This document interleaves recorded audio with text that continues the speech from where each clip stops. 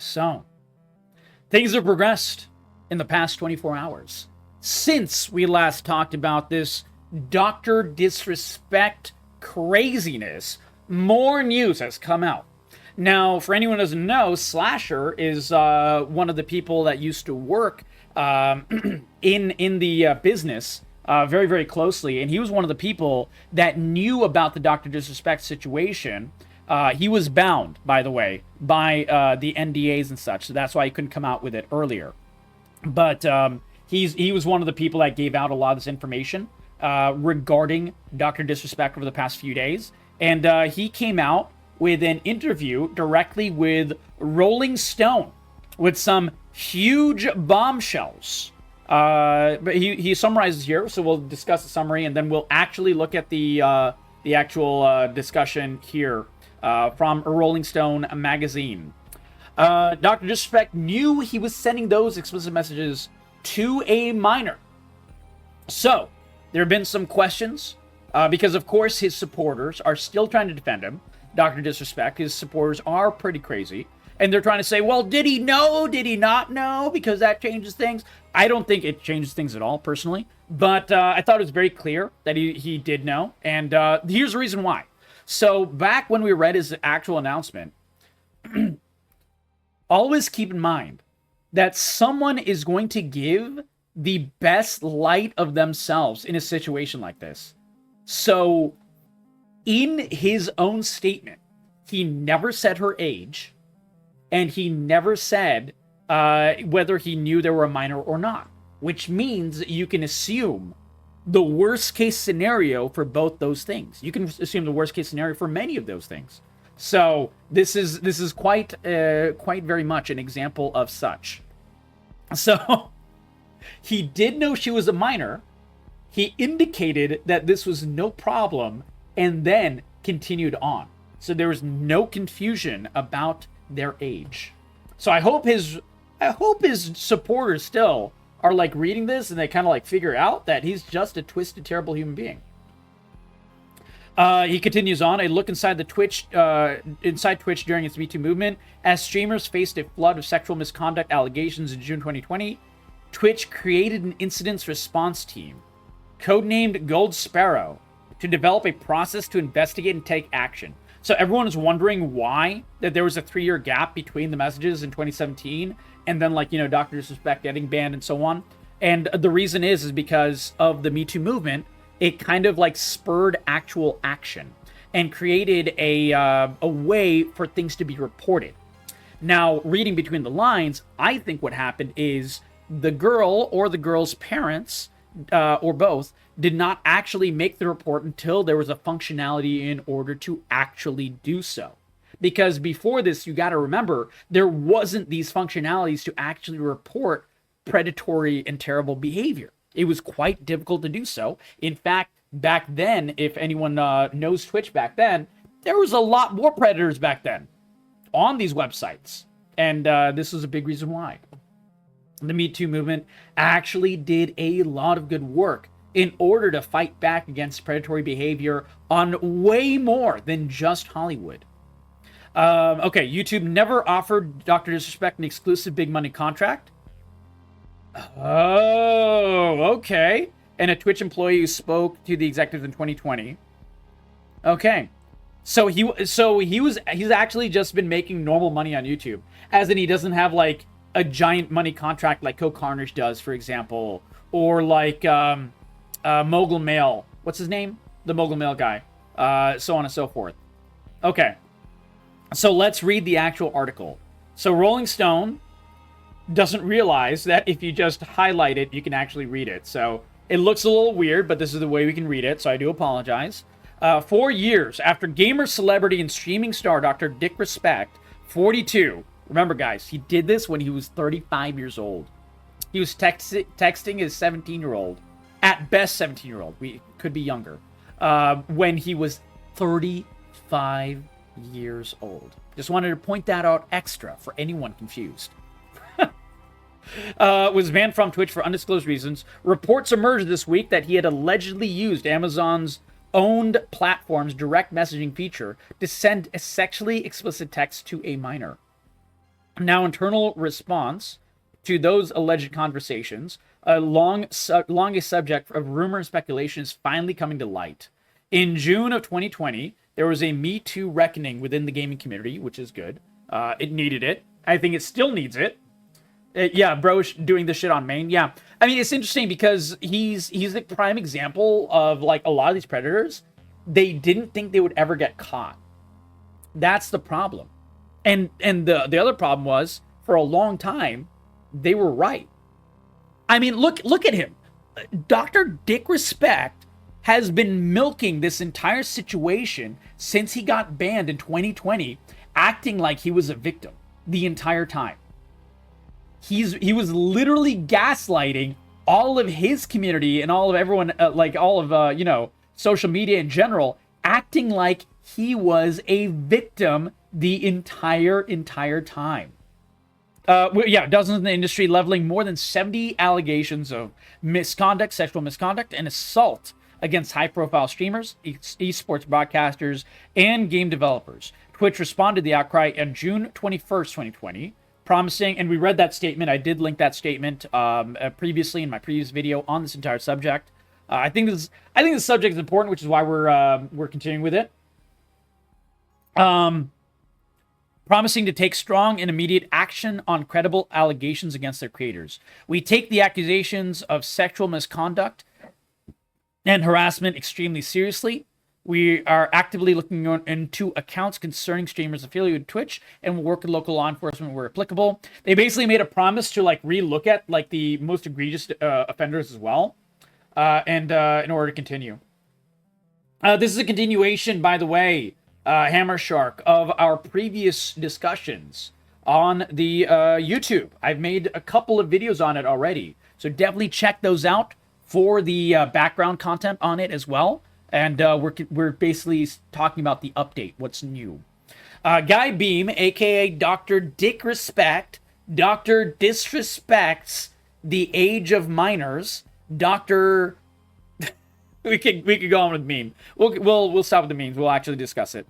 A flamboyant game personality and one of the most popular creators on Twitch, God, even still, which is sad, with 4 million followers at the time, was permabanned on the platform 5 days later. I actually still don't know how people did not put two and two together.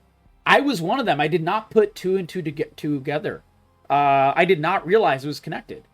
A lot of people didn't. Their big announcement for, like, fighting against sexual misconduct and everything like that was not a very loud one. Like, we didn't really discuss it back then. Granted, I was not really all up on YouTube or anything like that at the time, so maybe that's part of the reason, but I just don't remember anyone being like, wait, is this why Doc got banned?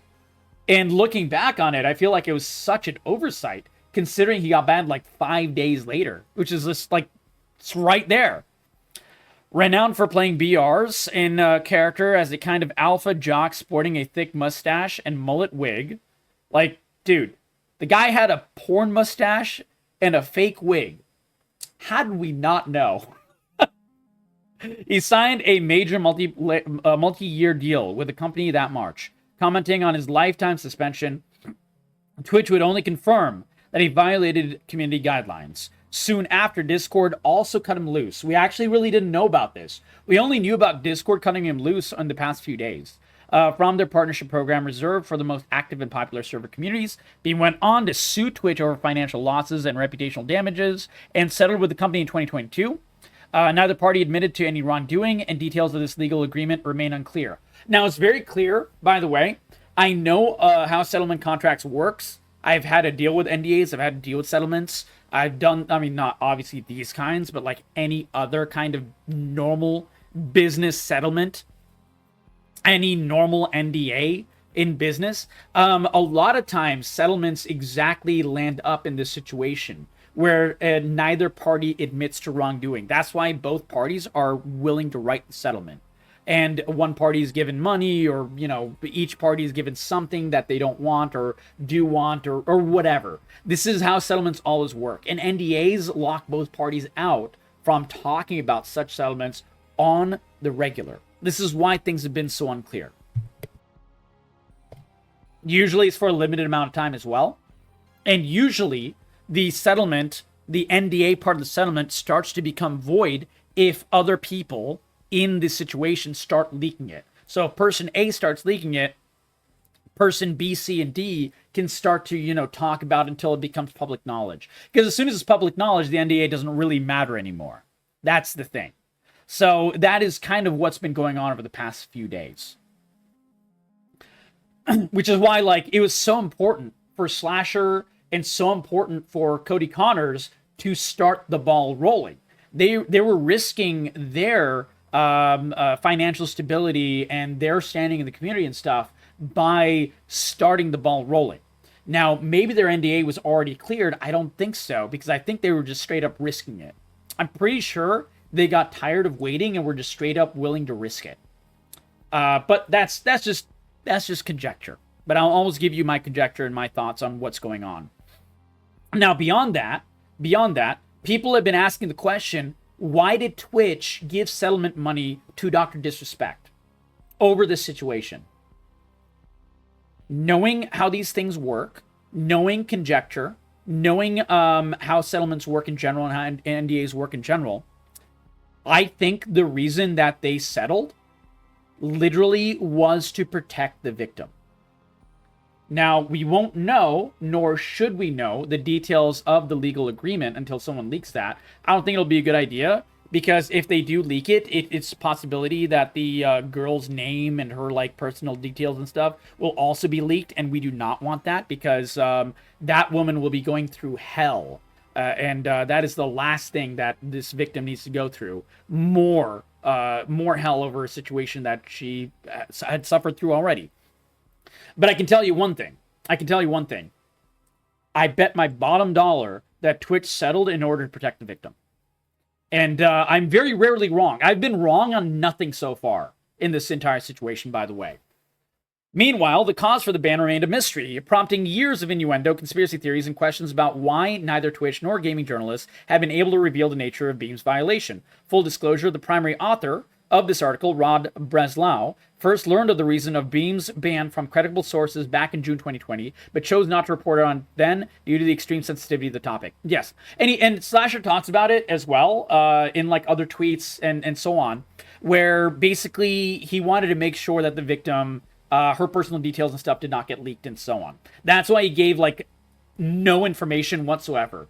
Almost. He talked about small details here and there, and everyone was trying to hint at the fact that DrDisrespect, because he's acting like a victim over years and years over this situation, he's not the victim, he's the perpetrator. That's kind of what they were trying to get at in kind of a roundabout way. The gossip reached a fever pitch on Friday. This is kind of an entire breakdown, which is good. We should catch up on it. When former Twitch employee Cody Connors, without naming Beam, tweeted out what many interpreted as an explanation of why he'd been banned. Beam denied any wrongdoing in a tweet the following day. Yeah, this was his entire discussion. I didn't do anything wrong. This has been probed and settled. Nothing illegal. No wrongdoing was found. And he's only saying this because this is the word of the settlement, that no wrongdoing was found. Even though that was basically kind of a strong arm tactic in order to sign the settlement because Twitch wanted to protect the victim.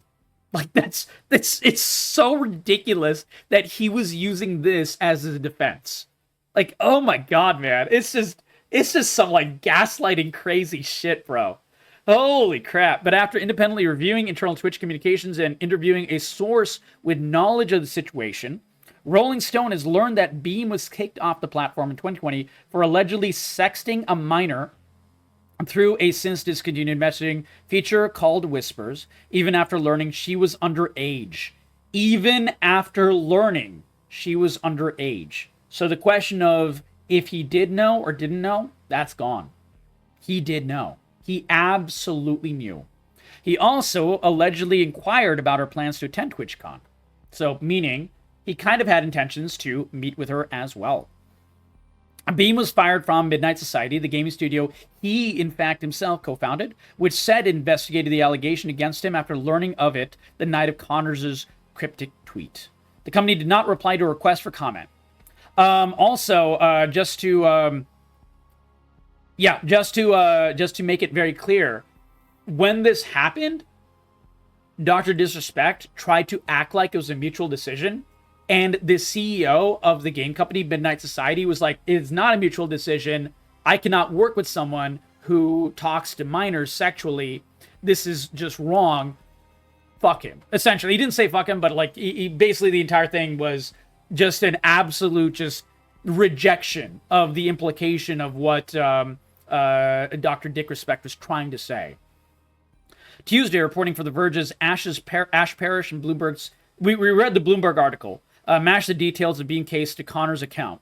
3 sources, so this is 3 separate sources, have confirmed to Bloomberg that Beam had been kicked off the site for sending direct DMs to a minor that include sexually graphic details.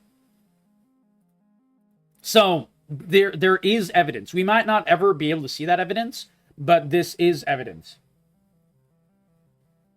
Yeah, Pyrolux, you're completely right. The girl might now be in her mid-20s, beginning whatever life she has and figuring out who she is. She does not need Dr. Disrespect's fanatics going after her. Yeah, absolutely. I completely agree with you. Shade Slayers, yeah, if you want to know about the other details, by the way, I did create a couple of videos already, Shade. So definitely check those out. Check those out. Okay. Beam, who did not reply to a request for comment on this story, once again took to Twitter to defend himself, this time with a longer statement, in which he, in fact, admitted to having mutual conversations with a minor that sometimes leaned too much in the direction of being inappropriate. I love this. This did catch it. The edit's tweet history shows that Beam had edited the tweet after posting it to remove the word minor, replacing with individual. Though once readers noticed the change and called him out for it, he had to put the word back. Oh my god. And yeah, this is the rest of his statement. We already read the rest of his statement. It was such an idiotic statement, man. Oh my god. And also, everyone should remember, when you read this statement, and I'll pull it up on the side, when you read this entire statement for Dr. Disrespect, please know this is him trying to paint himself in the most positive possible light. Which is why he never said the girl's age, and he never confirmed or denied that he knew the age beforehand. He left it up in the air because he knew he was extra in the wrong on both of those accounts. A former Twitch Trust and Safety employee who worked for the platform at the time Beam was banned and had direct knowledge, confirmed to Rolling Stone that Beam had continued to send after he knew the age. This former employee requested anonymity to avoid jeopardizing their career, just smart, also said that crucial elements of Beam's latest defensive tweet were inaccurate. Okay, these are the new details. These are new details. I recall that Dr. Disrespect was made aware by the individual that they were in fact underage during the conversation, after which he indicated this is no problem and continued on. There was no confusion. Messages sent after this was acknowledged to be no less graphic and in sexually explicit nature from before. And I think more than the categorization of leaning too much in the direction of being inappropriate might indicate. So yeah, he was painting himself in a more positive light. Yeah, exactly. This same Twitch employee, these are new details, also provided Rolling Stone with a more detailed account of internal conversations at Twitch following the report of Beam's messages and his subsequent ban. They say the details of Beam's case are coming out because of Cody Connors' explosive tweet last week. Cody got the ball rolling. Like I said, NDAs start to crumble when one person starts to leak, and another person starts to leak a little bit more, and then another, and then another. This is how NDAs just generally get broken. Me and many of my former colleagues were only comfortable of speaking up now because of it. Our priority has always been first the safety of the alleged victim, and to keep their identity secret. Smart and true. As some of the streamers faced a flood of sexual misconduct allegations in June 2020, Twitch created the incident response team codenamed Gold Sparrow to develop a process to investigate and take actions on the report as one unit. We wanted to be able to process the mounting investigations quickly and with more resources while providing as much support for victims as possible. Twitch has not provided a comment. That makes sense. When the initial report about Beam's alleged inappropriate messages came through in 2020, the investigation began. Okay, so I was right. So basically the reason that he did the messages and people didn't know is because the report didn't happen until Twitch had created the foundation and the infrastructure to actually have the reports happen. And when the reports happened, that's why he got investigated. That's what I thought, but here it is confirmed. Again, by the way, guys, I am always right. Not always, but I'm very, very rarely wrong. And just nailing it again, guys. Just nailing it again. What can I say? I know what I'm talking about. After viewing the contents of the Whisper conversation, it quickly became clear the egregiousness of the conduct and what actions Twitch must take. The decision to permanently terminate Beam was relatively quick due to the severity of the behavior. Twitch can't and won't make the alleged messages public, an ex-employee says, as not only does this endanger the victim and investigations by law enforcement. Yeah, that makes sense. These messages, like I said before, should never become public. This girl's life will get ruined again if it is. There's no doubt in my mind. His fanatic defenders, the so-called Champions Club, are so crazy. They're already talking about how, like, they're trying to do like some, the terrible gaslighting, victim blaming behavior that assholes like this often engage in, where they're like, oh, she deserved it, she was asking for it, blah blah, all that bullshit. You're seeing that from his defenders right now already, without any of the actual messages being released. This will only get worse if the messages get released. This should never happen. In early 2021, the Twitch Trust and Safety Team created OSIT, an investigation team for reports of off-site misconduct by creators. At the time, the company described the initiative as a direct response to allegations of sexual misconduct that surfaced across the gaming industry over the summer. In assessing those allegations, the company said it had realized that our current policy regarding off-site was not clear enough. Actually, I think this is really important to know, because YouTube does not really have one of these things. And I think that's a really, really big issue. They don't often ban people or anything of that nature for off YouTube misconduct. And I think this is an extremely, extremely large, short-sighted, major issue that YouTube has to this day. We've run into so many YouTube content creators over the past couple of years that have done sexual misconduct, that have done like inappropriate messages, that have done like all these things. And the only way they've gotten canceled is like in, a giant outcry with overwhelming evidence. And at that point choose to close their own accounts, or choose to, take a long-term break off the site or everything like that, before YouTube even remotely takes action. I think people are holding YouTube to far too little account in this type of situation. And I don't understand why. Like, I don't understand why YouTube gets a pass here. This is crazy. Particularly among the alleged offsite behaviors, it pledged to investigate were sexual exploitation of children, including child grooming. This is good, and they need to continue with this. There's still groomers on the site, by the way. There's still absolutely groomers on the site. Following Beam's ban from Twitch and time away from the spotlight, he announced a return to streaming on YouTube in August. But while he was free to use both that platform and Facebook Gaming, neither offered him an exclusive partnership. His lack of streaming contract was notable for a celebrity in the industry at a time when other streamers like Valkyrie, Ludwig, and Tim the Tatman were signing several seven-figure multi-year deals. I actually never knew that about the fact that he didn't have one. I actually never knew that. But yeah, makes sense. So YouTube does have an inkling of what happened, which often, should beg the question of, why was he allowed to make such a huge following on YouTube in any way, shape, or form, if they knew? Because this implies that YouTube knew, and Facebook Gaming knew. I'm not saying that they had to announce it, but they could have banned him from creating content on the site very easily, and they didn't do it. Yeah, this definitely implies that they knew. Absolutely.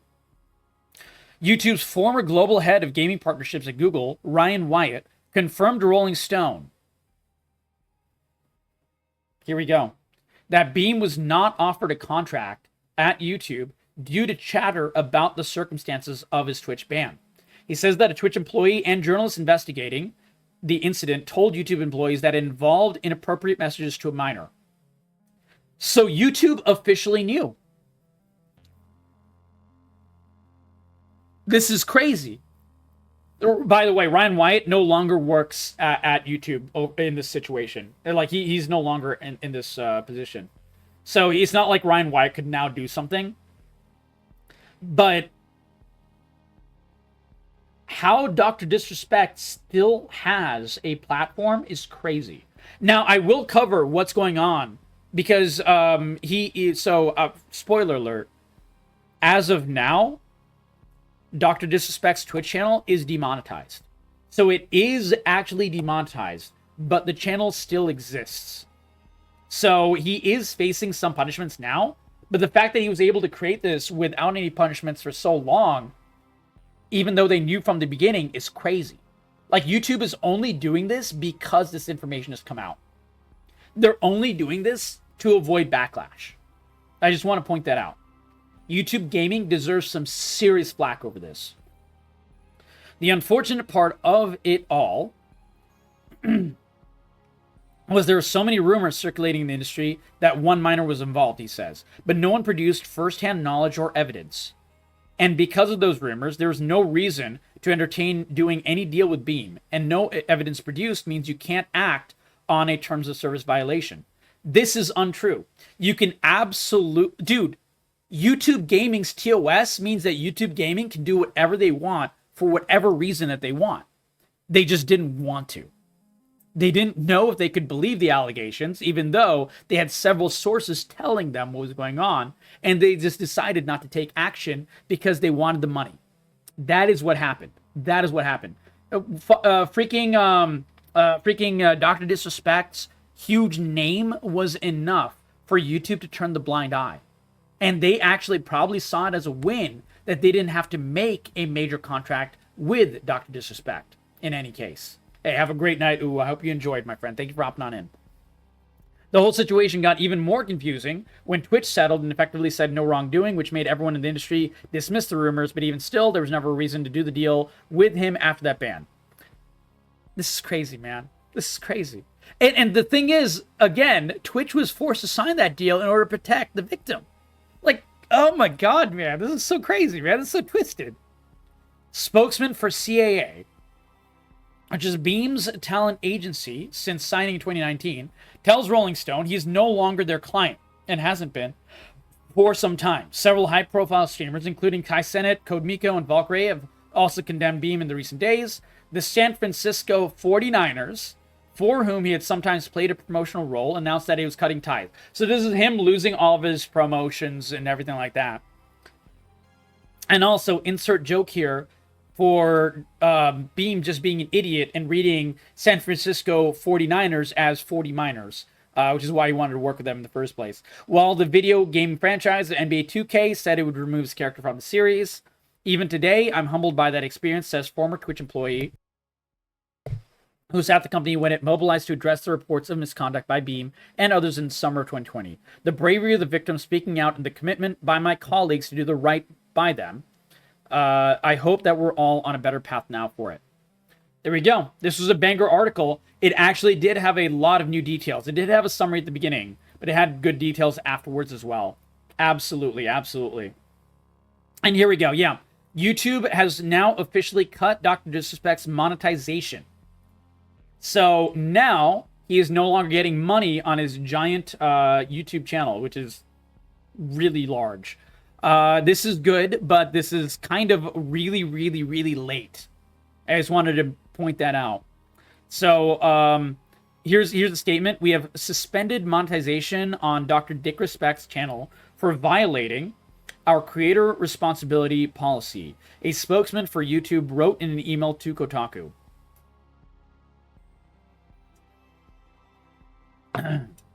They confirmed that the video sharing platform has suspended DrDisrespect's channel from the YouTube Partner Program following serious allegations against the creator. I wonder if his channel is locked. We're gonna check. We're gonna check. I think it is locked, but we're gonna check.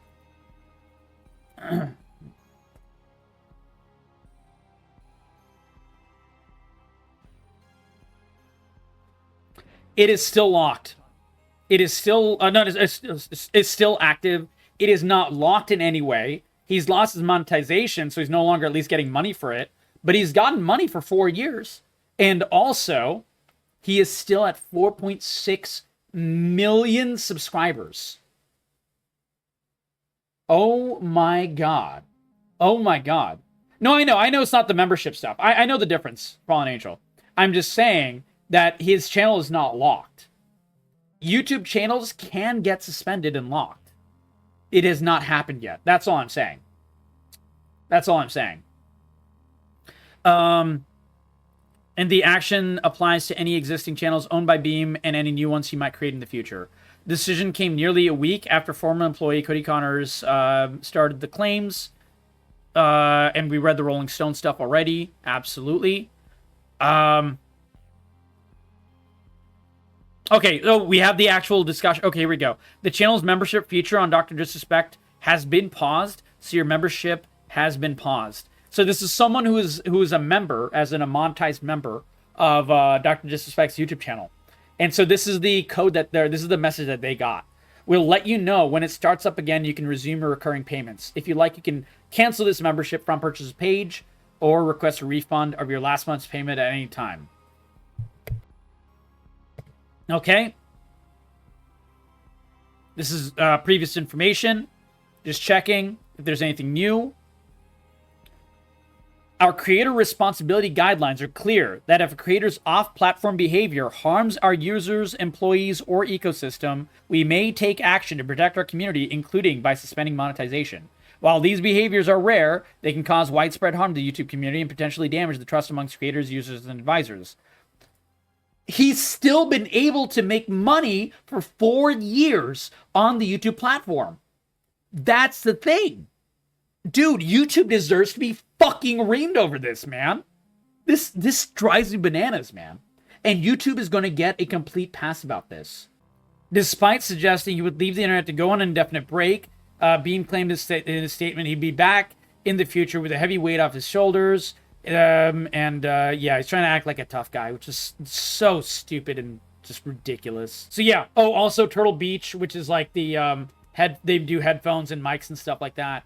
They also cut ties with him. I wonder what the list is. Do they have a list of all of the companies? Okay, so the San Francisco 49ers. We take these developments seriously and will not be working with them moving forward. 2K said the same. DrDisrespect named player animations will be renamed in the next patch in August.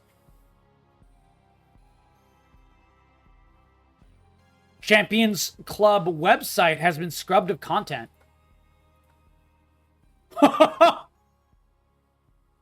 He lost his password. He lost his website, guys.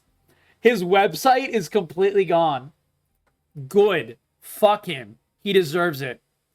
All the content was present as of 3 days ago. Okay. Yep. Anything else?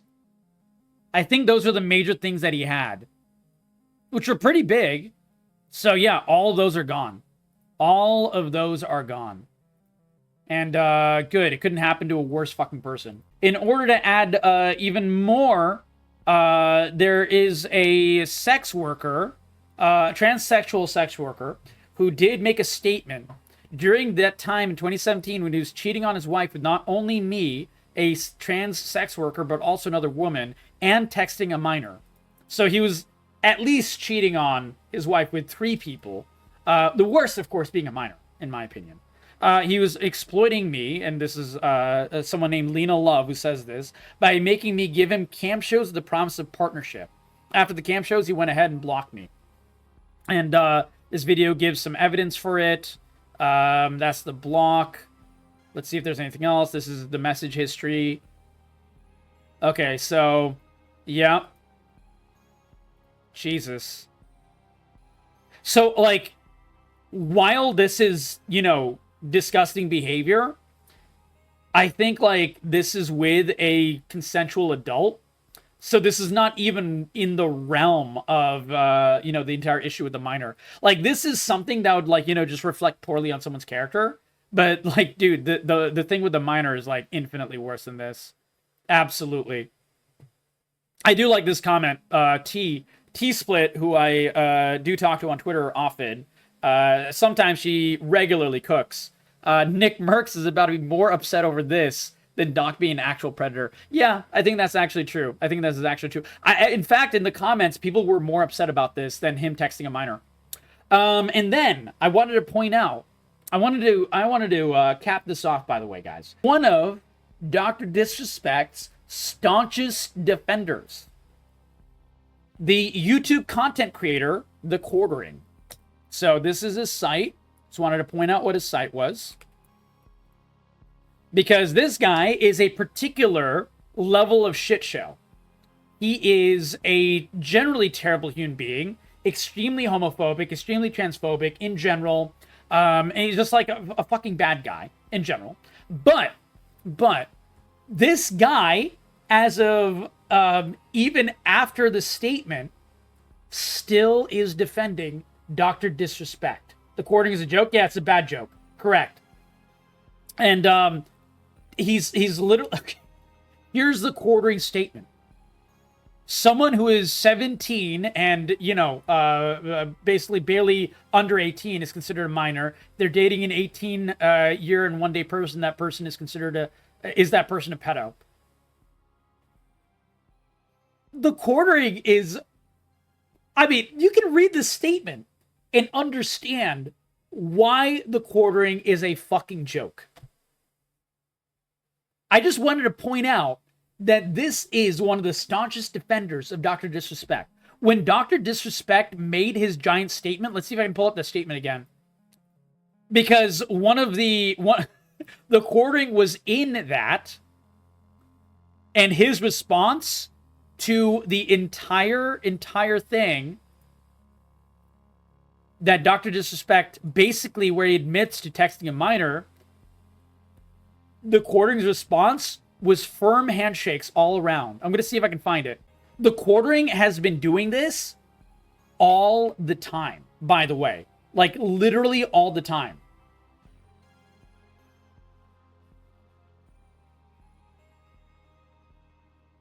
See, okay. I had a feeling DrDisrespect would get banned on Demonetized from YouTube. He was today. His cancellation is complete. He's acting like DrDisrespect is a victim here, by the way. Right now, he's acting as if DrDisrespect is a literal victim. I just want to point this out because this guy is worse than a joke. He's not even a joke. Jokes are funny.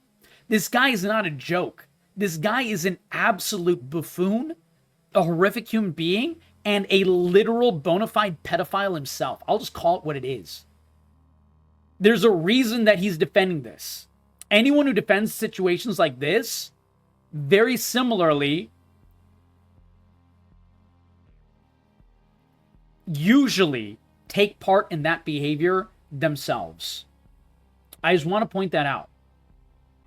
Wow. Choosing who to trust between DrDisrespect and Rolling Stone, difficulty level impossible. Dude, this guy is on such copium, man. He's on such fucking crazy copium. 17 hours ago. My God, man. This guy is terminally online. He is actually terminally online. Holy shit. And if you look at some of his comments, he obviously cares more about sex workers than people who sexually abuse minors. Like, it's crazy how out of touch and crazy this guy is. Quartering needs to have his own site. I think the Quartering might be one of the worst content creators I've ever seen. The people that he defends, the hate that he spews on the regular, he is really, really way up there. He is particularly bad. And he's like not the only one. There's several other ones. Like, dude, even like cringe Ian Miles Chong, who is a reprehensible, you know, transphobic, you know, just terrible human being in general, woman-hating person, complete misogynist, even this creature hates the Quartering. Like, that's how bad the Quartering is, man. Holy shit. Anyone who knows Twitter knows who Ian Michael Chong is, and that guy is like a fucking shit show himself. Oh my God. Anyways. I just wanted to point it out. This guy is a creature. He deserves his own level of ire. I think that the people defending Dr. Disrespect in this horrific situation also deserves and need to be called out. They really do. They really, really do. All of his so-called Champions Club members, all of his, like, you know, people that are still making videos defending him and so on, that are thinking he's the victim, they still deserve to be called out, because they're the ones that make behavior like this enabled. They are literally enablers. They're literally enablers. Yeah, exactly, Diddles. But yeah, I just wanted to give you guys the big information. So if you enjoyed the video, you enjoyed the detail, give it a like, give it a sub. I will always give you the no bullshit take. I will always give you the take that has, whether good, bad, or ugly, the real information, including, you know, my own life experience, knowing NDAs, knowing business, knowing how these things work with larger corporations and stuff. I'm able to give some insight to these things, and hope you guys found it useful. If you do, please share it with your friends. Like I said, give it a like, give it a sub. That helps me and enables me to create this good content, this informative content for you, even when it is a hard discussion like this. I never shy away from the hard discussions.